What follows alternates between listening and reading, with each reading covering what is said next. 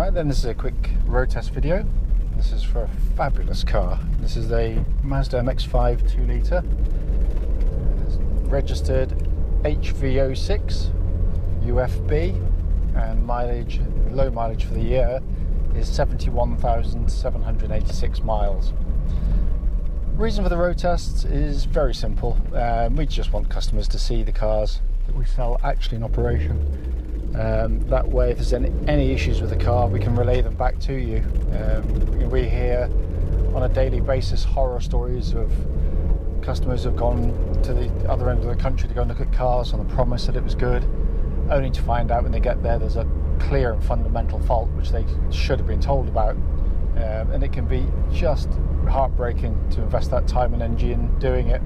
So hence, that's why we do the videos. It is critical of the car, so if there's something not right, I do say, and I've done it on many of my previous videos. It's not to, by and large, there's nothing to report back, but if I have to, I will. Also done on the same very quiet country roads just outside our premises, so it should be representative of what you'll feel yourself if offered a test drive.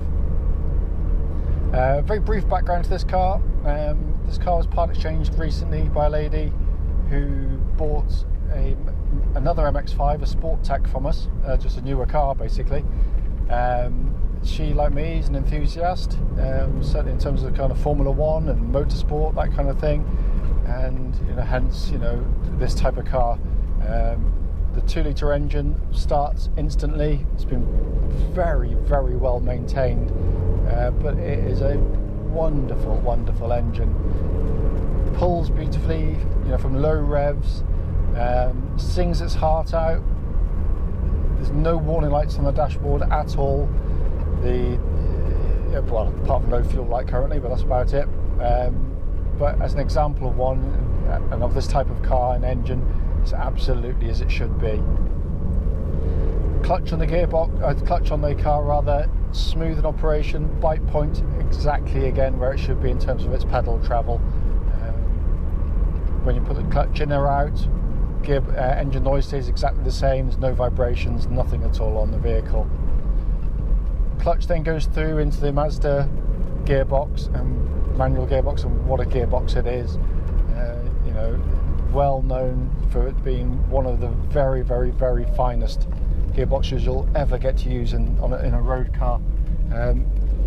Obviously, being a rear-wheel drive car, it has the distinct advantage of having a very short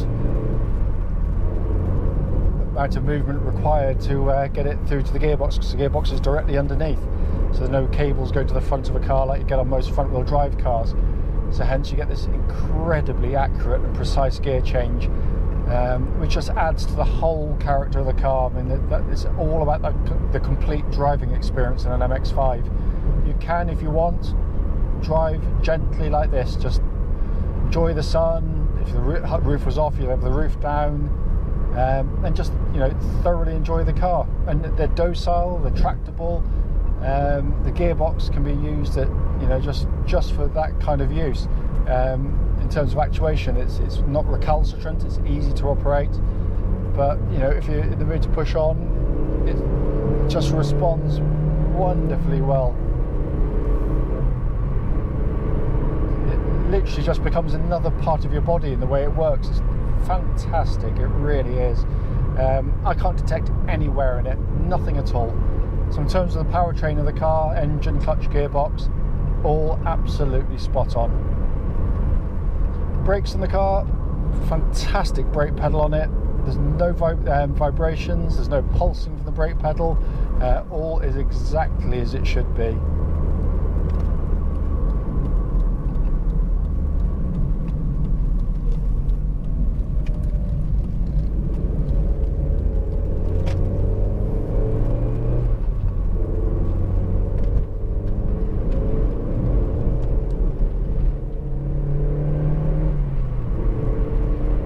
Steering of the car, as I said, it's one of the great strengths of an MX-5.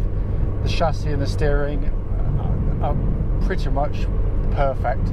The balance of the car is wonderful. The steering's just fantastically precise. it's hard to believe that it can be bettered in any way than what you sit and drive in these cars. It's direct, it's nimble, when pushed to extremes, and I've done it on racetracks. The balance is quite extraordinary.